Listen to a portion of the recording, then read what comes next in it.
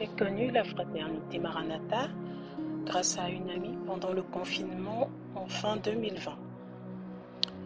Je vivais des oppressions depuis 2018 et elles s'accentuaient. Pourtant, j'avais une vie spirituelle et sacramentelle plutôt nette. C'est ainsi que j'ai rejoint l'école de la foi longtemps après la rentrée d'octobre.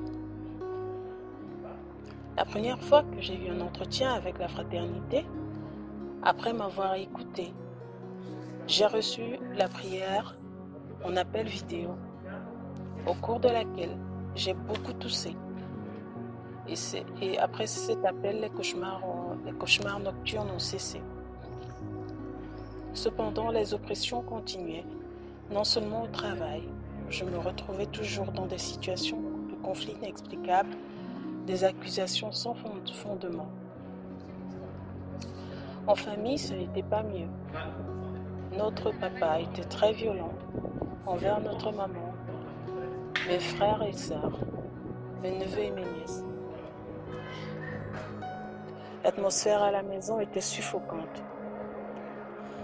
Ne vivant pas avec mes parents, il suffisait d'entendre la voix des personnes habitant avec mon papa quand j'appelais pour savoir s'il était là ou pas dans la maison. Un rien était un motif d'accusation et parfois même de paroles de malédiction.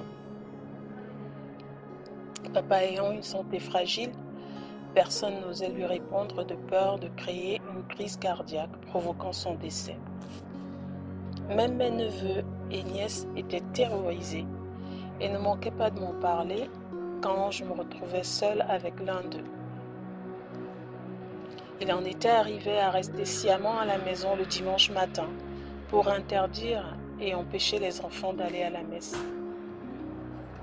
Pendant ce temps de formation à l'école internationale de la foi, les hôtels familiaux ont été identifiés et détruits, les liens d'âme, les liens malsains coupés, des paroles de bénédiction proclamées sur ma vie, des forteresses de pensée démantelées, pour ne citer que ça. Ce, grâce à tous les intervenants qui, par leur charisme, nous ont transmis des grâces. En relisant mon parcours avec l'école internationale de la foi, je réalise que tout a commencé dès le début, dès mon premier contact avec l'école et pendant les premiers cours pratiques. Nous ont dévoilé des stratégies du malin et la réponse du chrétien. Pas à pas, j'ai cheminé. À la première Pentecôte, de nombreuses paroles de connaissance ont été données et je constate qu'elles se sont accomplies et continuent de s'accomplir. Père Roger Paulin a dit « Vérité sur ta vie ». Les accusations diminuent et ceux qui s'y risquent, le Seigneur les confond. Frère G m'a dit « Les dominations sont détruites ».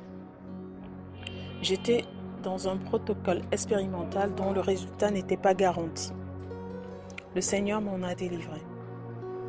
Cette dernière année, j'ai pour ma part appris et je dirais exercer le discernement et l'exercice des charismes. Le psalmiste dit dans le psaume 40 au verset 6 de la version Louis II « Éternel mon Dieu, tu as multiplié tes merveilles et tes plans en notre faveur. Personne n'est comparable à toi.